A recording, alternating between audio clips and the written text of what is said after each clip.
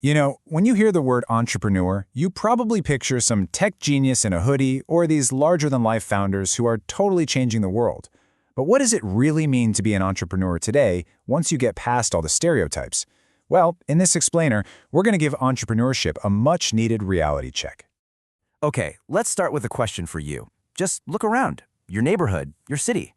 How many of you see a gap in the market? A problem that needs a solution, or just a really good opportunity to start something new. My guess is a lot of you are nodding your heads right now. The potential is literally everywhere. But here's the flip side. Of all the people who see that golden opportunity, how many actually do something about it? How many take that leap? And how many just stop, frozen in their tracks by that one really powerful feeling, the fear that it could all go wrong? And that right there, that huge gap between seeing the chance and actually taking it, that's the central paradox we're digging into today. We're surrounded by possibilities, but we're also kind of paralyzed by fear. So let's dive into this. All right, first things first, we need to get on the same page. Who or what actually is an entrepreneur? I mean, the definition has definitely changed over time, but the core idea, that's been around for centuries.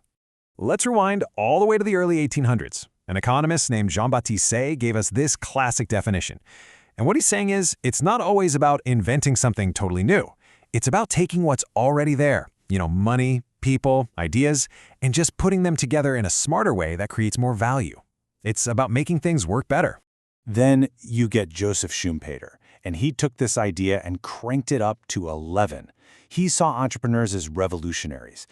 For him, they don't just improve things, they unleash what he called creative destruction. Think about how streaming just completely wiped out video rental stores. That's it right there, the entrepreneur as this force of massive radical change. So if we boil it all down, it really comes down to four key things. First, you got to spot an opportunity. Then you have to leverage what makes you different, your unique skills or info. Third, and this one's huge, you have to be willing to take on some risk. And finally, it's all about organization, actually executing and bringing all the pieces together to make it real. So, that's the textbook version. But what does being an entrepreneur actually look like in the real world, right now? Well, this is where we get back to that paradox I mentioned, and the data is pretty wild. So check this out. According to the Global Entrepreneurship Monitor, more and more people feel like it's getting easier to start a business. Back in 2019, about 58% of economies surveyed felt that way. Fast forward to 2024, and that number has jumped to 69%. It feels like the barriers to entry are coming down. But here is the crazy part. At the exact same time, the fear of failure is going through the roof. In 2019, 68% of economies reported a high fear of failure. In 2024, that shot up to a massive 84%. So even as it gets easier on paper, the mental hurdle is getting so much higher. So, how in the world does anyone push past that fear? Well, it seems to come down to a very specific entrepreneurial mindset. It's this unique mix of things, a bias towards seeing possibilities, not problems, being more comfortable with taking risks, a dose of what might even look like overconfidence, and this thing psychologists call an illusion of control, that deep-down belief that you can steer the ship even when the future's totally uncertain. Now, we've got to remember, this isn't just a Silicon Valley thing. Not at all. Entrepreneurship is this huge, diverse, global story, and people get into it for all sorts of different reasons. And a massive part of that global story is what's called necessity-driven entrepreneurship. For millions of people, it's not about chasing some billion-dollar idea. No, it's about creating a job for yourself because you can't find one. It's about putting food on the table. It's about survival. And this quote from Maria Jose Ibanez in Peru, wow, it just captures that spirit perfectly. She said this after she lost her job and just couldn't find another one that fit her skills. So what did she do? She became her own CEO. It's such a powerful reminder that some of the best ideas are born out of tough times. Okay, so where is all this headed?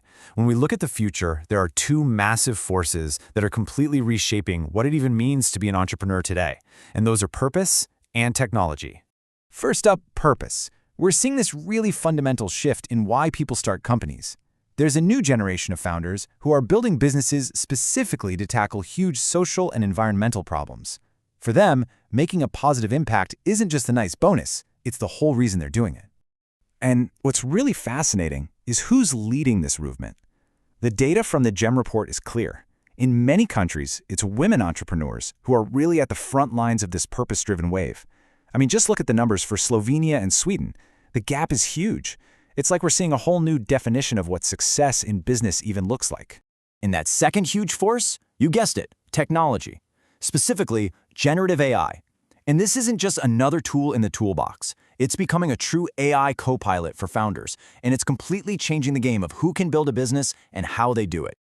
So, new research shows that AI works in two really interesting ways. For founders who don't have a ton of business experience, AI acts as a substitute. It can automate all the boring organizational stuff, which basically lowers the bar for getting started.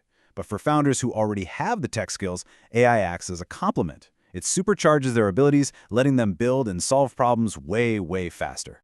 So what's the bottom line here? The big takeaway is that this AI co-pilot is making entrepreneurship cheaper, faster, and way more accessible for everyone. It's crushing the cost of getting started. It's speeding up the timeline to launch, and it's basically democratizing the whole process. And that brings us to our final, and maybe most important question. We started with this paradox. Lots of opportunity, but also lots of fear. But as technology, like AI, keeps lowering those barriers, making it possible for almost anyone to build something, the challenge changes. It's not just about, can we build it anymore? The real question is, should we build it? Now that anyone can build, who is going to build the things that truly matter?